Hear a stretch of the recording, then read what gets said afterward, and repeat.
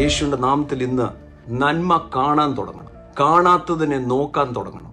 നോക്കുന്നതിൻ്റെ മേൽ വചനം അയക്കണം. അത് അനുഭവിക്കും. അത് അദൃശ്യ ലോകത്തിൽ വരും. യേശുവിന്റെ നാമത്തിൽ ശാരീരികമായ അസ്വസ്ഥതകൾ മാറി ഓടി നടക്കുന്ന അത് നമ്മളാ ചെയ്യേണ്ടി. ദൈവം സൗഖ്യമാക്കൂ എന്ന് പറഞ്ഞാൽ ദൈവം സൗഖ്യത്തിന്റെ വില കൊടുത്തു. ഇപ്പം നിങ്ങളുടെ ബാങ്കിൽ എനിക്ക് വേണേൽ കുറച്ച് പൈസ ഇടാം. പക്ഷെ നിങ്ങൾ വീട്ടിലിരുന്ന് എനിക്കൊന്നും ഇല്ല എന്ന് പറഞ്ഞാലോ, ആ ബാങ്കിൽ പോയി ചെക്ക് എഴുതിക്ക്, അല്ലെങ്കിൽ ആ ATM കാർഡ് ഒന്നും ഇടണ്ടേ, അത് നിങ്ങളല്ല ചെയ്യേണ്ടി.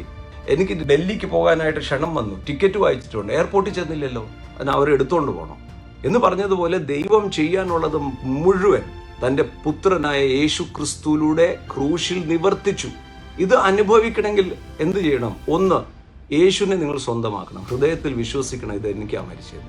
വായിക്കൊണ്ട് ഏറ്റു പറയണം, യേശുവെ അങ്ങാണ് എൻ്റെ കർത്താവ്, എൻ്റെ പാപങ്ങളെ ക്ഷമിക്കണം. അതോടെ നിങ്ങൾ യോഗ്യരായി അനുഗ്രഹത്തിന്. അതിനുശേഷം ഇതിൻ്റെ അടുത്ത സ്റ്റെപ്പ് ഇത് കാണണം. ഇത് ആമേൻ പറയുക മാത്രമല്ല, ഇത് വിശ്വസിക്കുക മാത്രമല്ല, നന്മ കാണാൻ തുടങ്ങണം. വചനം കേൾക്കണം, വചനം കേട്ടത് വിശ്വസിക്കണം.